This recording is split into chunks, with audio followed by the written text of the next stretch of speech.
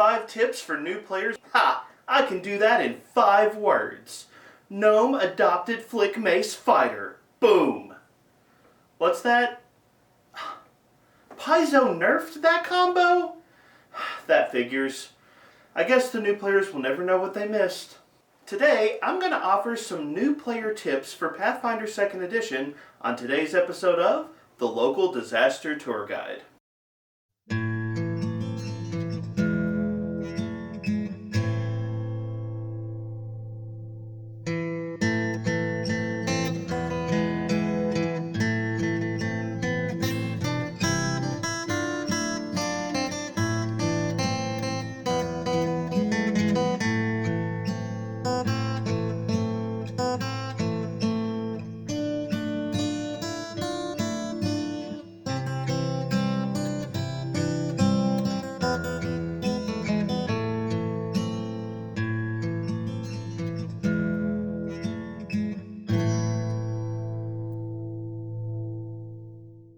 Hello travelers and tourists, my name is Mark and I am the local disaster tour guide.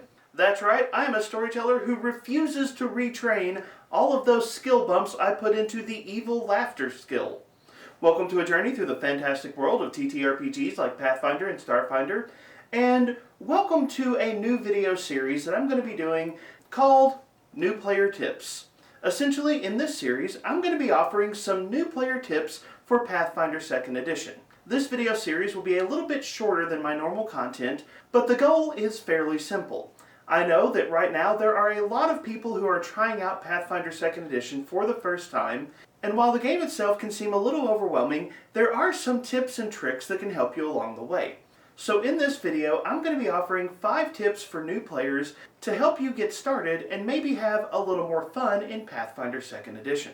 I will also be doing a companion series to this video, tips for new game masters in Pathfinder 2nd Edition, so be on the lookout for that series as well. And as you can see from the title of this series, I am calling this part 1 because obviously 5 tips is hardly an in-depth look at everything that a game system has to offer. So if this video and the Game Master video does well, I do hope to come back from time to time and offer other tips and tricks that can help people get a little bit more out of Pathfinder 2nd Edition. Now, as always, I encourage you to do all of that YouTube stuff. Remember, if you enjoy this video, to please like, share, and subscribe. You can check out my free Discord and my free Patreon. And most importantly, I encourage you to jump down to the comments section on this video and be a part of the conversation. I love to hear your thoughts and your ideas, and if you have some wonderful tips and tricks for new players in Pathfinder 2e, please share them, and I may drop them in a future episode of this series, and I do promise I will try to cite my sources as best I can. Alright, with all that out of the way, let's get started. Alright, time for new player tip number 1, which is a little self-explanatory, but I'm going to go ahead and say it anyways. It's okay to be a new player. And, on top of that, it's okay to make mistakes. Listen, being new at something is always a little bit nerve-wracking, whether it's trying out a new sport, whether it's visiting a new location, and in this instance, playing a new game. New is different, and it always feels a little bit weird, but you have a choice when facing something new to look at it with trepidation or excitement. That is true in any situation, and it is true in this case. Yes, you are learning a new game, but this can be an exciting opportunity to explore something that you've never gotten to do before, and maybe learn something that you had never considered. I think with TTRPGs, there is this weird pressure towards mastery and optimization right out of the gate that is, honestly, just kind of a bad habit. The reality of tabletop gaming, regardless of the system, is some of your best stories are going to happen when you make a mistake, when you roll poorly, when something goes wrong at the table. I run a Pathfinder 2nd Edition club at my local high school, and in a recent game, one of the players was attempting to heroically lasso a rope around a rocky outcropping and swing over a cesspit, and they didn't check the environment, rolled abysmally, and ended up lassoing a slime, resulting in them falling in the cesspit and a slime landing on their face. And All of the students around the table, including that player, died laughing when that scene occurred. Yes, it was a mistake. Yes, that player messed that scene up, but it was a good memory and they had fun. The reality is you will make mistakes playing Pathfinder 2nd Edition, and it's not the end of the world. Give yourself some grace, give yourself the time to learn, and look forward to the joy of learning a new system. When you first start learning a new game like Pathfinder 2nd Edition, one of the best things you can do is look for excellent resources to support you in learning the game. Now, obviously you're on YouTube if you're watching this video, so one of the things you can do is look for Pathfinder 2nd Edition channels, and there are a ton of fantastic channels out there. Known at ones, How It's Played, Goat King Dice, Bad Luck Gamer, The Rules Lawyer. And that's just the first 5 that popped into my head. There are plenty of other fantastic channels out there. I will actually be linking several of them in the video description if you want to go check them out. But looking for resources like YouTube channels where you can learn about the game, that is an excellent first step. You can also check out the Pathfinder 2e Reddit. You can check out Pathfinder 2e groups on Facebook or other sites around the internet.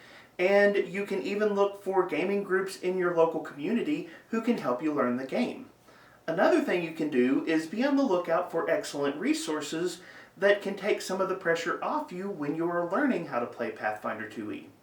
When I asked the players at my table what advice they would have for new players, one of the things they said is, Paizo puts out some really good support products for Pathfinder 2nd Edition, such as condition cards and spell cards, which can make the process of learning and memorizing rules a lot simpler. So as you're diving into this game, enjoy the experience, have fun learning, and be on the lookout for the individuals and resources that can give you a good jump start in mastering this game. And that brings us to today's All Hail the Orc sponsorship. Today I want to talk about the Dyslexic Character Sheets designed by Marcus Downing. The Dyslexic Character Sheets are open source character sheets that you can get at dyslexiccharactersheets.com for Pathfinder 2nd Edition, as well as Pathfinder 1st Edition, Starfinder, and Dungeons & Dragons 3.5. These character sheets are specifically designed to take away any of the extra stuff on a character sheet that is not relevant to your specific class and character. You can go to the website, you can fill out the information for your character, and get a character sheet that is customized to what you need at the gaming table, and you won't have to spend a bunch of time digging through irrelevant information to find what you need. And the best thing about Dyslexic Character Sheets is they're free. You can go to the website right now, roll up your first Pathfinder 2e character, and get started playing, and there is no cost to you. Now, Marcus does have some additional features he offers if you support him through Patreon, and I definitely think new players can find a lot of value here, but all I have to say is, please join Marcus in supporting the Open RPG Creative License, and please take the time to check out his character sheets at dyslexiccharactersheets.com. Links are in the video description. Now, the next 2 tips that I'm going to talk about are tips that are going to be relevant to how you build your characters in Pathfinder 2e, and both of these can give you some insight into how Pathfinder 2e tends to play. The first one is this: don't worry about your character build too much. Retraining rules are core to Pathfinder 2nd Edition. Yes, that's right. If you open up the core rulebook for Pathfinder 2e, you will find in the downtime section rules for retraining your character, and the rules for retraining your character are pretty generous. The vast majority of class feats and skill feats that your character might take are retrainable, and there are other elements of your character that can be retrained as well. With a little gold and a little downtime, you can go back and change aspects of your character, and that is something that Paizo intends for you to be able to do. Oftentimes, we look at character builds as this static and permanent thing that is locked in stone once a decision is made, but that is not actually a core design principle of Pathfinder 2nd Edition. There are certain elements of your character build that are more permanent than others, but if you actually go to the Game Mastery Guide, there are even options for rebuilding a lot of the things that would be considered permanent. Pathfinder 2nd Edition operates under the assumption that you are going to want to switch some of your options out during the course of the game. In fact, when you look at people who comment on different options in Pathfinder 2e, one of the things you're going to hear a lot is, why would I take this particular option? It seems like such a niche choice. Well, that's because part of the assumption of Pathfinder 2e is you can retrain the choices that you make based on what you need in play. I'll give you a simple example.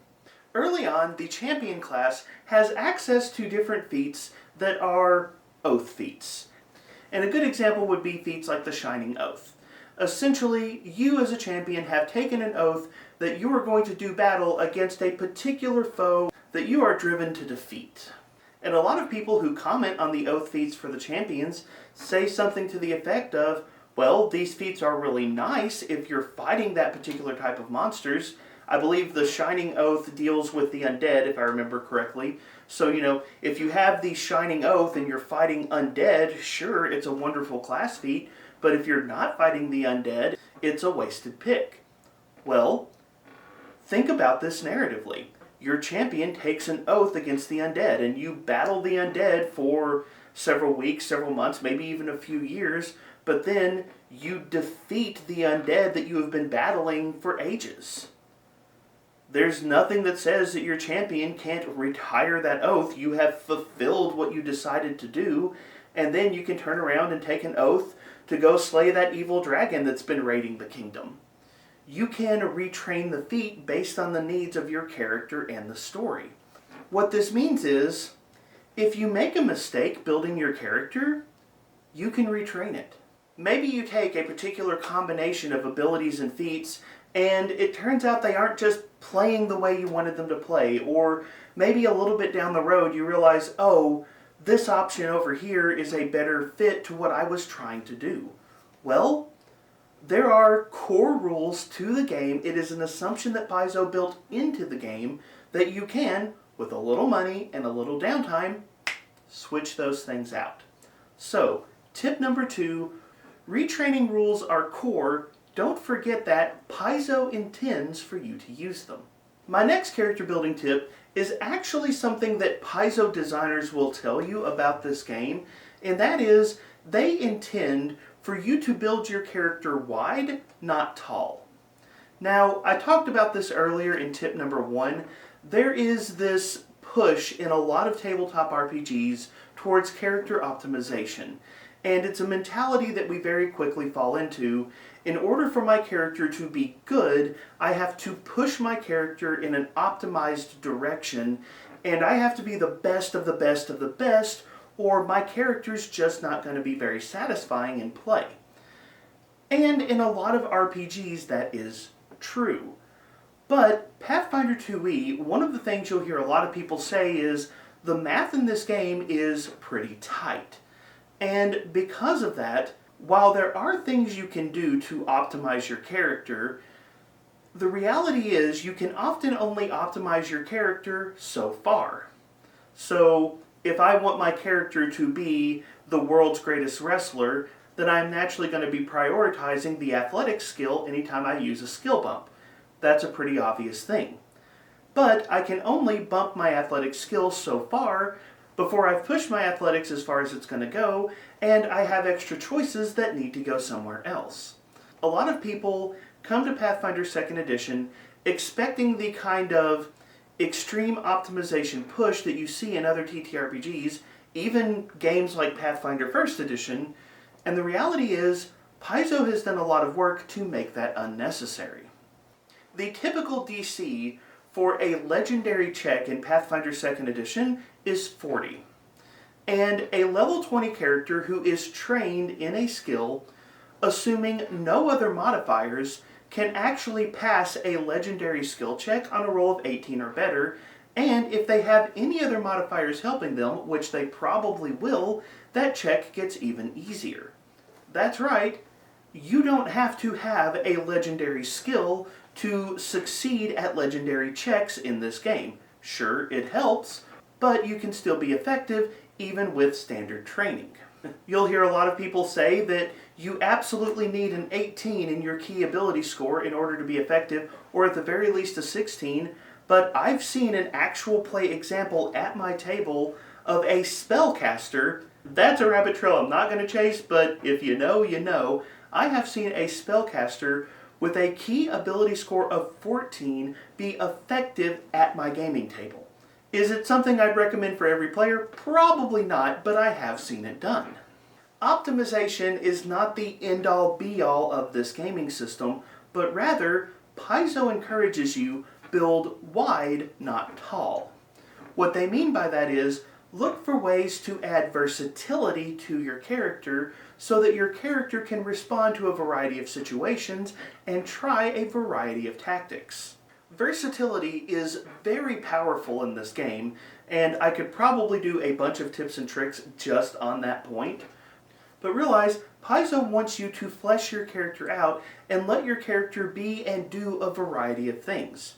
You're going to get enough skill bumps that even the least skilled character at the gaming table is probably going to have 2 or 3 legendary skills at the end of the game. Anytime attribute boosts are coming out, you get to choose 4 different attributes to boost. Literally, when you are selecting attribute boosts, you get to boost 2/3 of your attributes and make them better. Paizo wants you to flesh out, to vary your character, to build them wide and let them be able to do a variety of things so that your character isn't just useful in a narrow context. Next up we have tip number 4, and that is pay attention to traits. This is probably one of the best shortcuts to learning the ins and outs of Pathfinder 2nd Edition that I can give you. Traits are a bigger deal in this game than you are probably going to realize when you first start playing. Traits exist in almost every TTRPG, and there are plenty of games similar to Pathfinder 2e, such as Dungeons & Dragons, where you are going to see traits pop up, but oftentimes traits only matter in very corner cases. Not so with Pathfinder 2nd Edition. In Pathfinder 2e, basically every weapon in the game is going to come with particular traits that influence how that weapon works. So some weapons are going to have the sweep trait, or the forceful trait, or the propulsive trait. Traits like versatile are going to modify what kind of damage your weapon can do, and basically every weapon in the game is going to function differently because of the traits that are tagged onto it. By the same token, many spells and class abilities are also going to have particular traits that are very important to understanding how those spells and abilities work. Traits like incapacitation and flourish tell you a lot about what that spell or ability is intended to do. For example, the flourish trait that I mentioned is a reference to actions that take a little more effort than typical actions a character can perform, such as a monk's ability to use flurry of blows. Essentially, you can only use one action with the flourish trait in a given round, meaning that if you see several actions that have the flourish trait, you know that those actions cannot be strung together in the same round, though you could use one in one round and another in the following round if you so chose. That flourish trait is easy to overlook, but once you understand what it means, anytime you see it pop up, such as on a class ability, you instantly understand how it's going to be used in play. Pathfinder 2e is a game that is very deliberate about making the traits that it gives different attacks, spells, and actions meaningful, but in order to play your character well, you need to understand what those traits mean. Now, that may seem overwhelming, but the good news here is you pretty much just need to know your traits at the start of the game. Every class in Pathfinder 2nd Edition has a sidebar that tells you the most important traits that you need to pay attention to. Now, if you've watched my videos, I do complain that Paizo does tend to gloss over some other traits that I think are worth including in the discussion, but every class is going to give you 1 to 4 traits that are important to understanding the function of that class, and taking the time to read up on those traits, understand what they mean and how they work, that's going to give you a shortcut to the majority of your class mechanics. Take the time to read up on your weapon traits as well, and most of what you can do in combat is now firmly in your grasp. And as you're exploring other parts of the game, if you run into something that seems a little confusing, Usually one of the easiest ways to figure it out is look at the traits that are associated with that action spell or item, figure out what those traits mean, and it's probably going to click into place very easily. The last tip that I want to offer new players has to do with actually playing the game, and that is remember that prep work is important, and remember that taking a break is important as well. There are a lot of skills in Pathfinder 2nd Edition that allow your character to prepare for what is coming. Things like diplomacy checks to learn about challenges in the world around you, or recall knowledge checks to learn about the monsters you might be facing, can give you important information that gives you a leg up when you encounter that particular challenge. And taking the time to research what is coming and prepare for what is coming is going to go a long way to helping your character succeed. Now, I will admit, in the Pathfinder 2e community, recall knowledge is one of those things that tends to have some house rules attached to it, but most of the house rules are pretty simple and straightforward, and Paizo does give you recall knowledge and the different social skills as a way to give your character the forewarning they need to walk into a situation prepared for what is coming your way. In fact, to compare this point to an earlier point in this series, your character can totally gather information about the challenges that are ahead of them and then spend a few days retraining into a class feat that is going to be more useful in that scenario. Another thing to be aware of is Pathfinder 2nd Edition does not have a short rest mechanic like Dungeons & Dragons 5e. However, that doesn't mean that you don't need to take a break. Pathfinder 2e operates under the assumption that the typical adventuring party is going to be taking breaks in between encounters, that after a fight happens, players are going to be taking the time to stop and rest and recover and treat their wounds before progressing further along in the dungeon or through whatever challenge they might be facing. Taking a break is very important. Now, there is no specific short rest mechanic, but one of the things that you will notice if you pay attention to 2e is a lot of things in Pathfinder 2nd Edition are on a 10-minute timer, if you will. Things like the treat wounds activity, or the refocus activity, or even the repair activity all take about 10 minutes to perform. And it's pretty uniform, it's pretty consistent across the different activities that different classes can do, and that is a deliberate design decision that Paizo has made. The idea is your party engages in battle, they fight the monsters, and they take some hits and their shield gets dented and all these different things, and then your party takes a break. They spend 10 minutes resting and refocusing and repairing their gear, and then they're ready to go back at it and explore the next part of the dungeon. The lack of a specific short rest mechanic can be a little deceiving in this game, but understand, anytime your character faces a significant challenge, it is usually a good idea to stop, rest, refocus, repair, whatever you need to do, and get yourself ready before diving back into whatever the game's about to throw your way. A little prep work and taking a break from time to time will go a very long way in helping your characters be successful and overcome whatever challenges they might encounter. But those are the new player tips that I have for today, so the time has come for me to turn the conversation over to you. What tips do you have for new players in Pathfinder 2nd Edition that might help them get off to a better start in this game?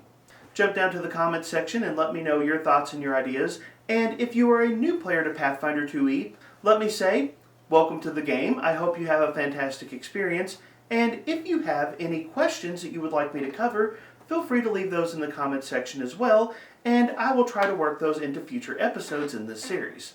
Like I said, there's a lot of different things you can cover here, so I do hope to come back to this maybe once or twice a month based on what the community needs and is interested in, but I hope that this has been a quick introduction to some things that can help you get started with the game. Don't forget to do all of that YouTube stuff, like, share, subscribe, check out my free Discord and my Patreon, and don't forget to check out Marcus Downing's Dyslexic Character Sheets at dyslexiccharactersheets.com, links in the video description. But as always, thank you so much for being here, thank you so much for being part of the conversation. Have a wonderful day.